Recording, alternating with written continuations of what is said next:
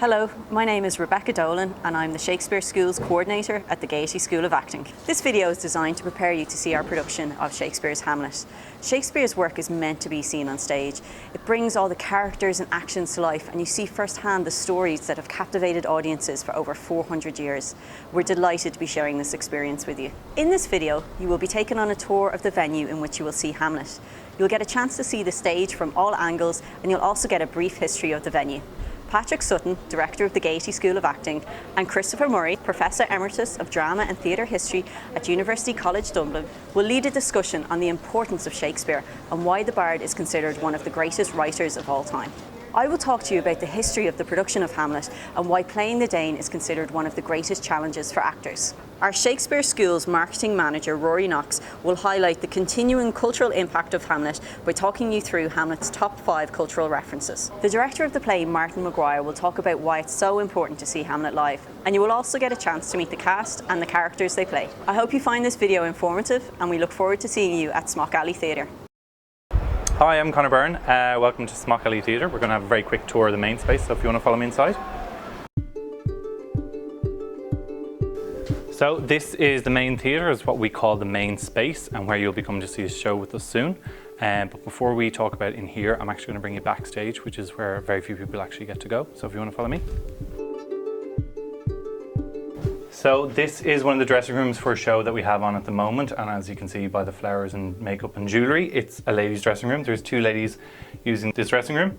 See, there's a lot of clothes, there's some costumes here, there's some very quick scene changes and costume changes, there's makeup and jewellery and shoes and all sorts of bits and bobs. So this is where they would get changed and they're back out on the stage. So before they go out on stage, all the actors would gather in the green room, or when between scenes, when they're not used on stage, they would wait in there, so we'll go there. So this is the green room. Obviously actors aren't on stage all the time. Some shows they would have lead characters on stage, the full performance, but most actors would only have a couple of scenes. So in between scenes, they would wait around in here. So they would either wait to be called onto stage, or they come back in here when they'd done their scene and they were finished. So it's just a place for people to relax and not be so nervous about being in a show. And if you're ever wondering what actors are getting up to while you are all sitting down watching a show, they're in here and they're on Facebook and Twitter and drinking tea and coffee and things like that and just relaxing between scenes. So if you just want to follow me, we're going to go back onto the stage. We're going to around in a bit of a loop, but this is the way it all leads to, back onto the stage.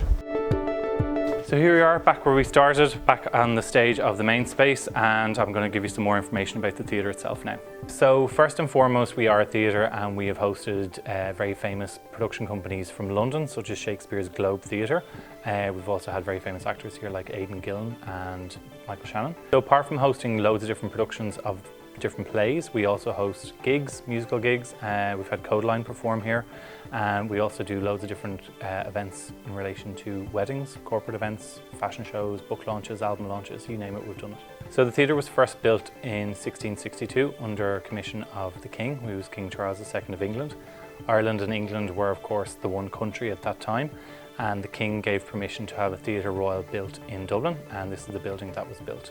It was a theatre from 1662 until 1787 when it was closed, and then it was bought by the Catholic Church in 1811, and in 1815 it was opened as a church, and it was a church from 1815 until 1989.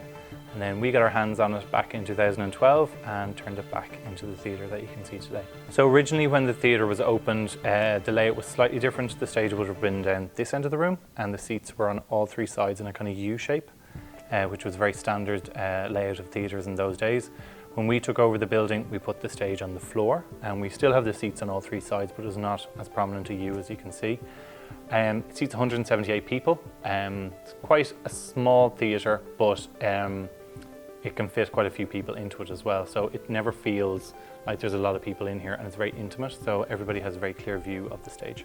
So obviously, as I mentioned, we've had the Globe from London stage a production of Hamlet here, which was massively successful. They were touring globally with it, and they brought it to Dublin, and we staged it here. Obviously, when the theatre first opened, Shakespeare was incredibly popular then as he is now, and we had very famous actors such as David Garrick, who was a very famous Restoration period actor, perform again in Hamlet. It's the first time Hamlet had ever been produced in Ireland. We've also had a very famous actor called Charles Macklin, who was most famous for playing Shylock in The Merchant of Venice. So there's a lot of connections between our theatre and Shakespeare's work.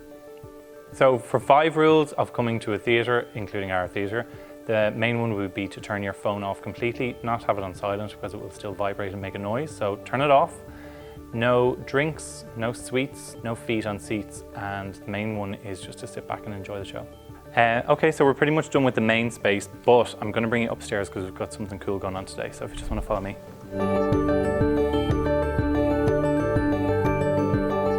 So this is the banquet hall. This is not a space that we use for performances, but we use it for pretty much everything else. This is where a lot of people get married. And as you can see today, we have an event for Smashbox Cosmetics. And the guy who founded the company has flown all the way from Los Angeles specifically for this event. So it's a pretty big deal for them. And as you can see, there's loads going on behind me. So loads of press in today, loads of photographs from different makeup journalists, things like that. So it's a very busy space as well as the theatre downstairs. We've had loads of different types of events for companies like Facebook, Twitter, Google. We had the launch of the Olympic sports kit by New Balance. We've done pretty much anything you can think of has happened in this room. So it's a really, really popular venue in Dublin city centre to host all sorts of different types of events. So that is a very brief look at Smock Alley Theatre and some of its history and some of the spaces that we have. So follow me downstairs, I'm going to show you out, okay? So back where we started, and we look forward to seeing you soon for a show.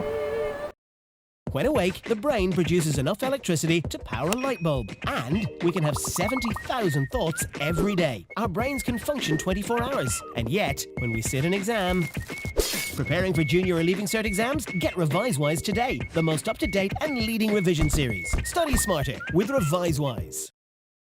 Hi, I'm Rory Knox. I'm the marketing manager for the Gaiety School of Acting Shakespeare Schools programme. In the 413 years since it was first published, Hamlet has become one of the most influential works of literature of all time.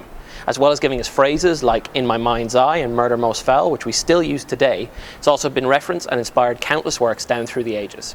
It's been intentionally homaged, unintentionally ripped off, modernised, re-traditionalised, and even parodied in shows like The Simpsons. Someone's behind the curtain. It could be Claudius. And South Park. Oh, my dear Hamlet, I am poisoned. Oh, villainy! We dug through it all to bring you our top 5 Hamlet references in popular culture. Number 5, Dr. Shakespeare?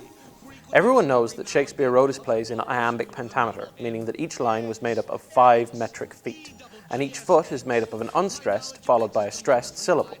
For example, the opening line in Hamlet's first monologue, "Oh, that this too solid flesh would melt." But in 1995, this animated oddity, Green Eggs and Hamlet, retold the story of Hamlet.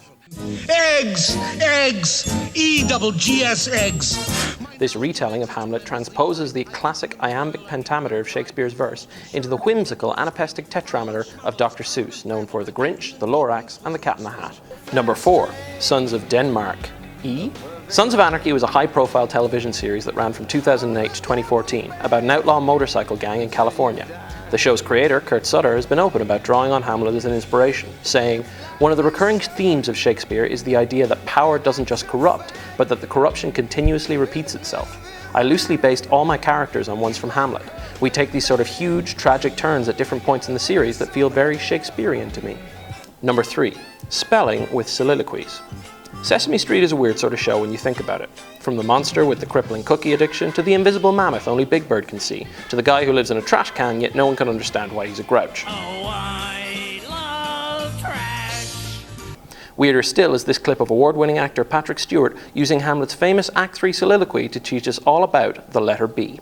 I'll let it speak for itself. Be or not a bee? That is the question. Whether 'tis the second letter of the alphabet, or some other merry letter. Number 2, To be back or not to be back. Plenty of actors have gotten the chance to play Hamlet in film adaptations. Some good, To die, to sleep. and some not so good. To be or not to be, that is the question. One of the more unusual big screen Hamlets appeared in a scene from 1993's The Last Action Hero. Hey, Claudius.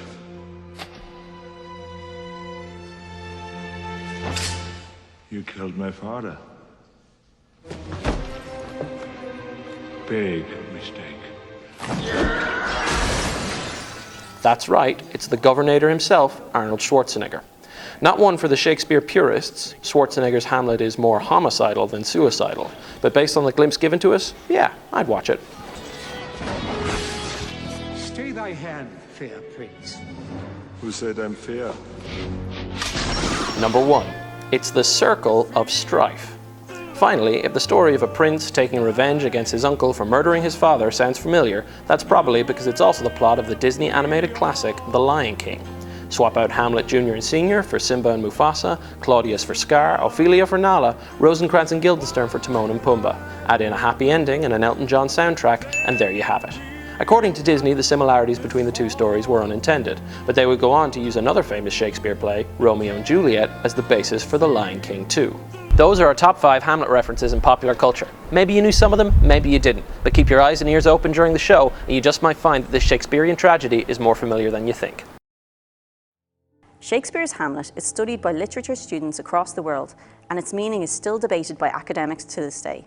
In order to understand Hamlet more thoroughly, we spoke with Patrick Sutton, Director of the Gaiety School of Acting, and Christopher Murray, Professor Emeritus of Theatre and Drama History at University College Dublin, and asked them to discuss the essence of the play and the impact of its narrative style.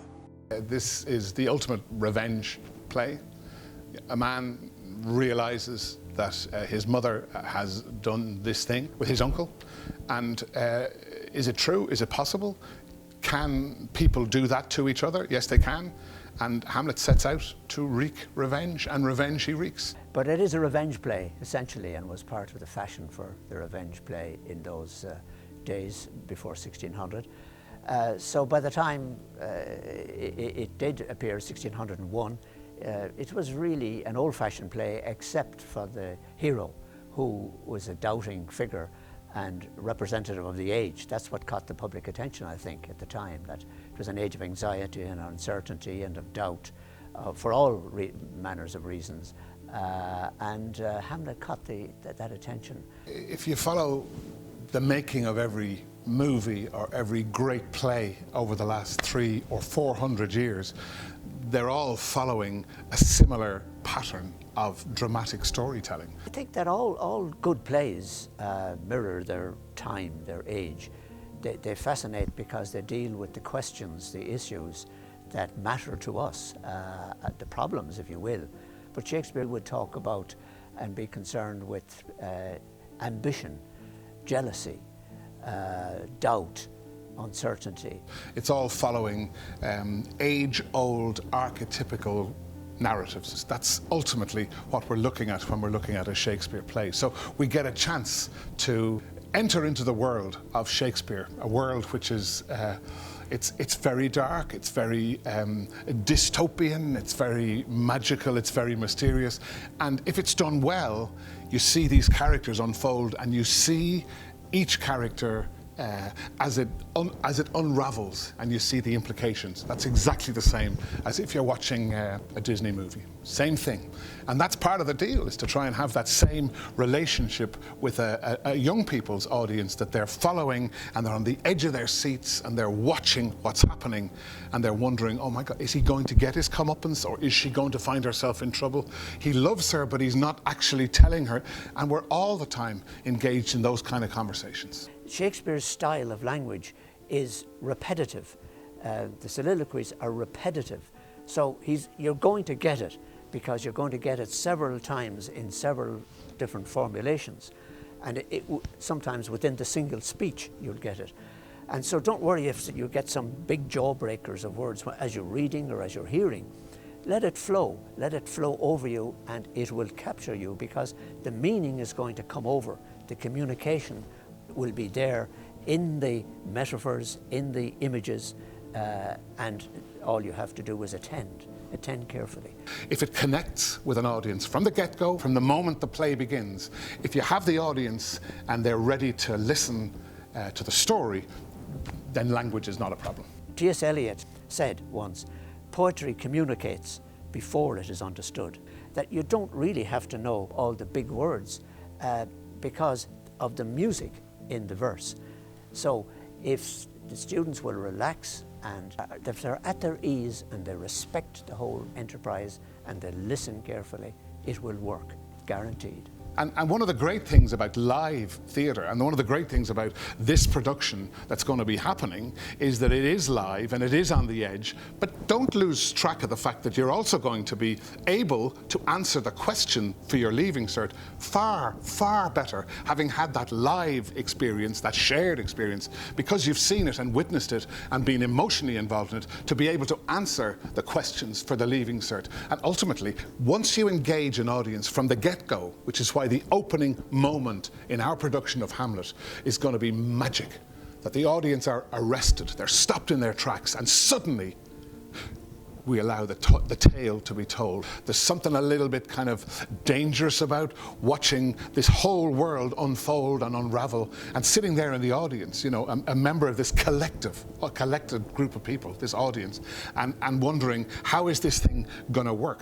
The idea of standing, I mean, and this is something that the live experience lets us do this, but the idea of standing and realizing what your mother has done and what your uncle has done to your father, I mean, that's horrendous. If we can catch an audience on that story and unfold it and unpack it, then those students that we tell that story to will go into answering the exam questions for their Leaving Cert, knowing the liveness of the play. And enter this world that you're invited to enter, which is a once upon a time there was a prince in Denmark. You'll be puzzled, you'll be entertained as well, you'll be amused, you'll be perplexed, but you'll be interested, and you will have things happening all the time on the stage. So concentrate, listen, forget about the verse in a sense, let it just work on you. Because these are trained actors and professionals. They know how to communicate, and they need you as an audience. It's part of the action. You are part of the action. Take that seriously, and take the theatre that you've entered seriously, because it's a sacred place. And I think that's one of the most exciting things about the Shakespeare programme that we do in the Gaiety School of Acting. There's a kind of a touch about it, there's a liveness, there's an edge about it, and that's the magic. And as I said, it's like running a race. If we get in and we catch people's attention, they'll run with us. And the most important thing for us is that at the end of the day, when the play is over and we're engaging in this conversation with the actors and the director afterwards, it's extraordinary how we can give students in a class the memory of what we've done, so that when they go to answering the questions for their Leaving Cert, they're not just remembering what a teacher told them, they're remembering the feeling they had when we took them through the journey of that play.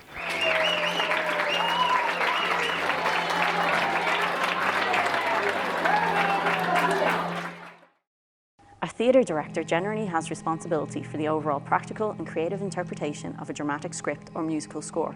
For this production of Hamlet, we spoke with its director, Martin Maguire, about the importance of seeing a stage production of Hamlet to enhance the understanding of the text.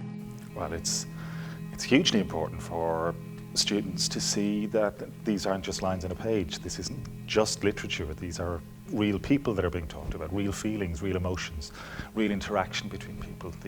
The idea that you can come up with notions of character or answer questions about text, but when you see real people getting angry with each other, getting upset, when you see the themes that are going to be talked about in sort of Leaving Cert questions, when you see them realised in front of you, real people, real interaction, action, it's lively, it's engaging, it's dramatic, and it's far removed from the staid looking at text and trying to work out what that might signify.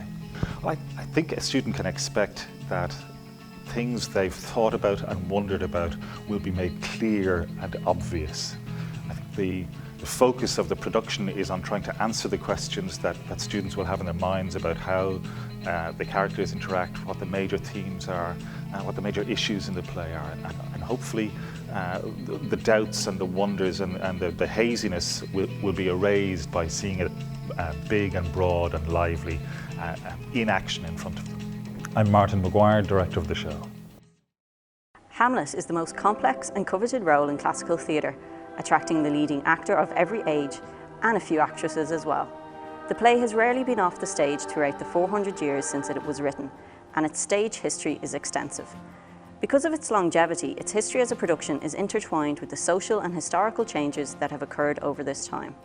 each era of Hamlet has not only drawn on the play, but also given something back. So in 2016, you were not watching a play from 1601, you were watching 400 years of other artists' input and development, which has shaped the production of what you are about to see. So what was Hamlet like when it was first performed?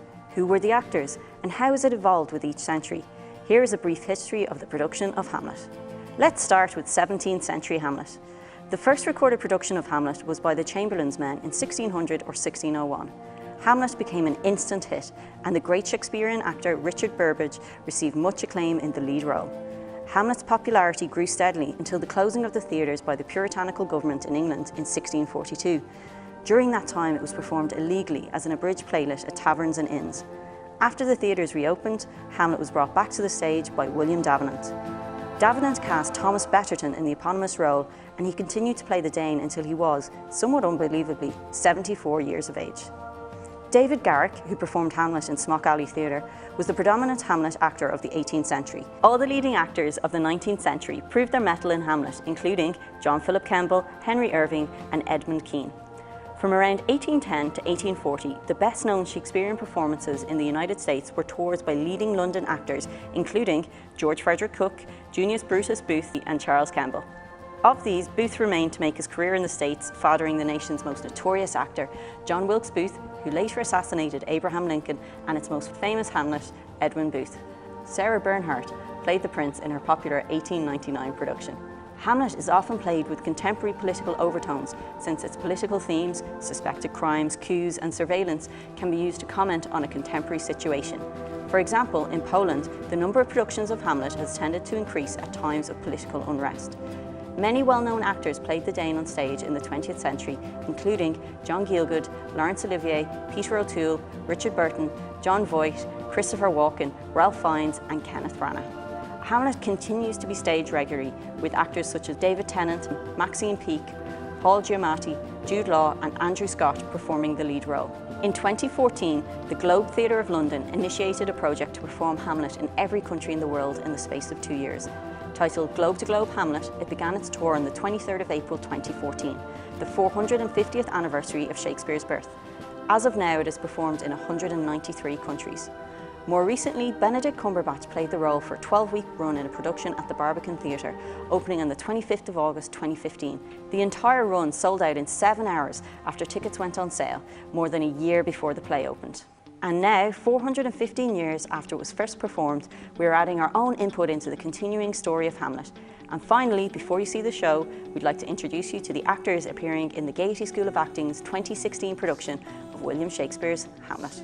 Hi, my name is Tiernan Kearns and I'm playing Rosencrantz. I'm Desmond Eastwood and I'll be playing Guildenstern. I'm Noni Stapleton, I'll be playing Gertrude. My name is John Delaney, I'm playing Polonius. My name is Charlie Hughes and I'll be playing King Claudius. My name is Maren Darcy, I'll be playing Ophelia. My name is Killian Coyle, I'm playing Horatio. My name is Ethan Dillon and I'll be playing Laertes. I'm Daniel McDermott and I'll be playing Hamlet. And see you at the show.